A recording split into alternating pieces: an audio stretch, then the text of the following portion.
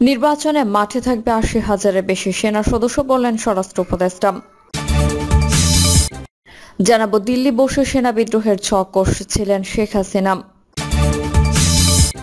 তারেক রহমানের জন্য ঢাকায় ভাড়া বাসা খোঁজা হচ্ছে, বললেন আব্দুস সালাম।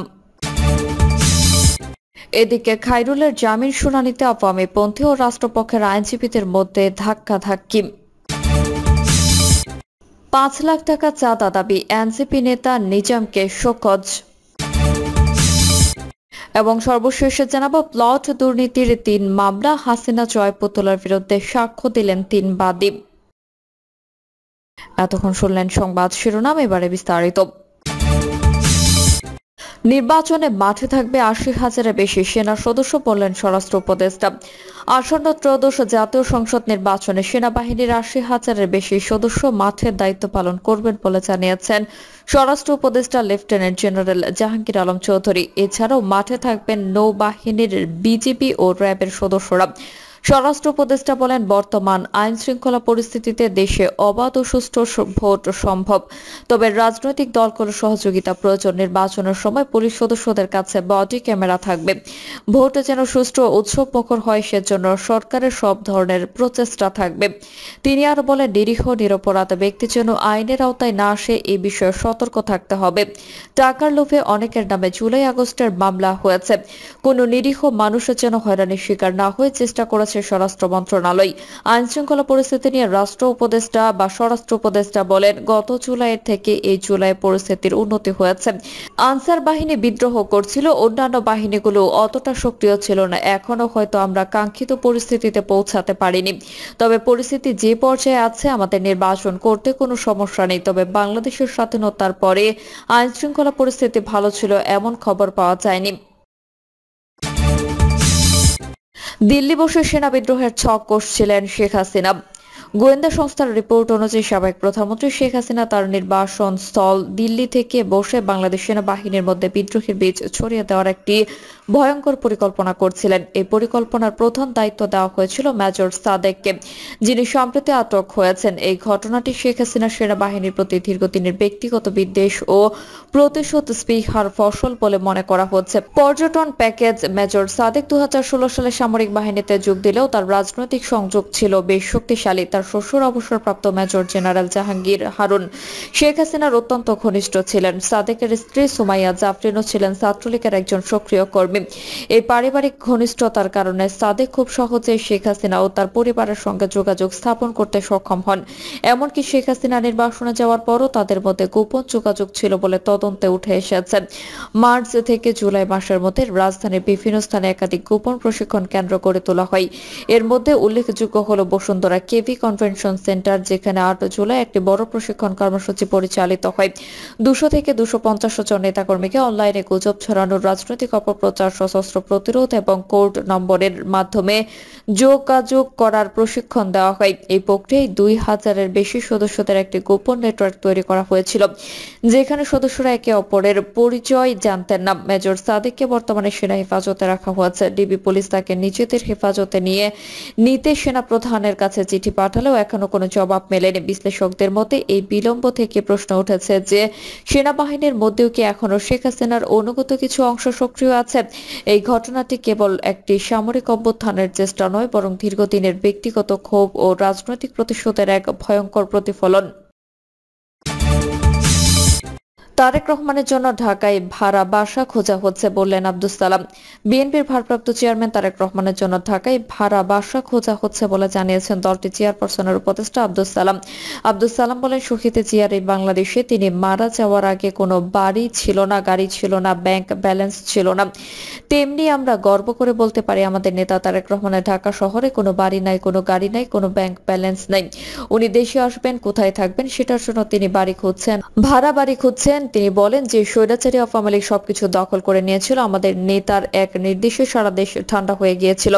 তা না হলে যে আগুন আমাদের বুকে জ্বলছিল, সেই আগুন দিয়ে সারা বাংলাদেশের আওয়ামী লীগের বাড়ি ঘর আগুনে জল করে জ্বলে উঠত।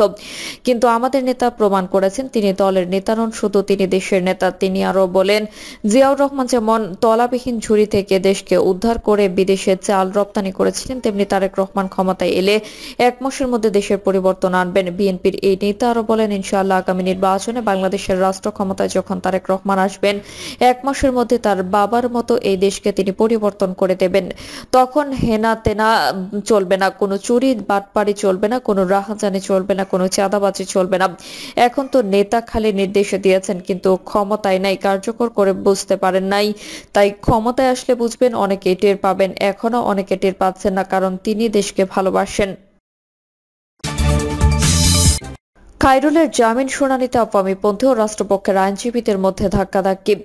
বৈষম্য বিরোধী ছাত্র আন্দোলনকে কেন্দ্র করে রাজধানী ঢাকার যাত্রাবাড়িতে যুবদল কর্মী আব্দুল কাইয়ুম মাহাত হত্যা মামলায় সাবেক প্রধান বিচারপতি এবিএম খায়রুল হকের জামিন ও মামলা বাতিল আবেদনের শুনানিতে আওয়ামীপন্থী ও রাষ্ট্রপক্ষের আইনজীবীদের মধ্যে হট্টগোল ও ধাক্কাধাক্কির ঘটনা ঘটেছে।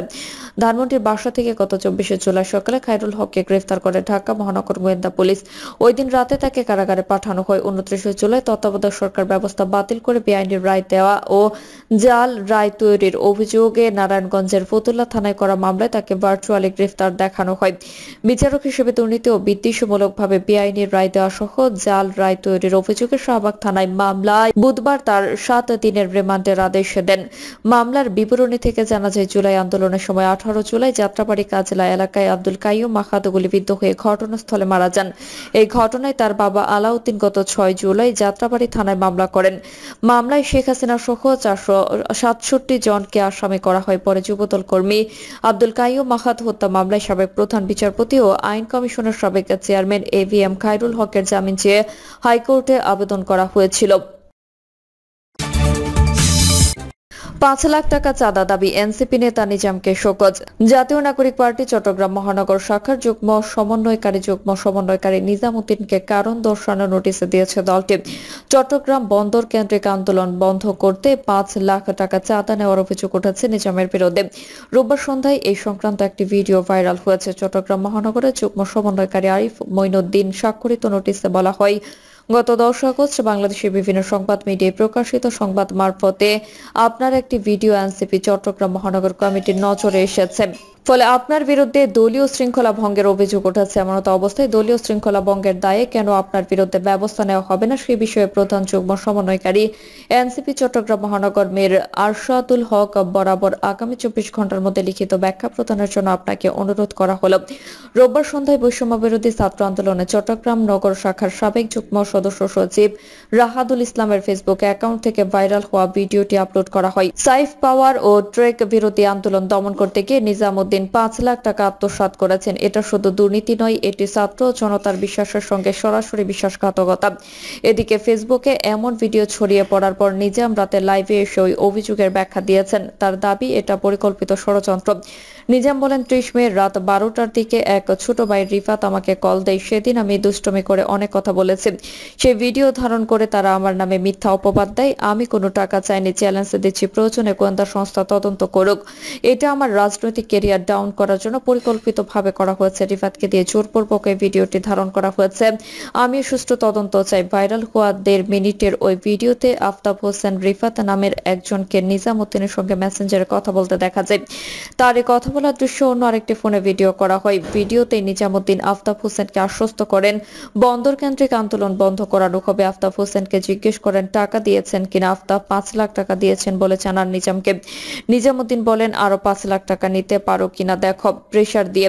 নিতে পারলে রুহান মীরদেরকে কিছু দিয়ে আন্দোলন বন্ধ করা হবে। রুহানরা সবাই বৈষম্য বিরোধী ছাত্র আন্দোলনের সঙ্গে সংশ্লিষ্ট বলে জানা গেছে। আর আফতাব হোসেন বৈষম্য বিরোধী ছাত্র আন্দোলনের চট্টগ্রাম বন্দর কেন্দ্রিক সমন্বয়ক বলে জানা গেছে।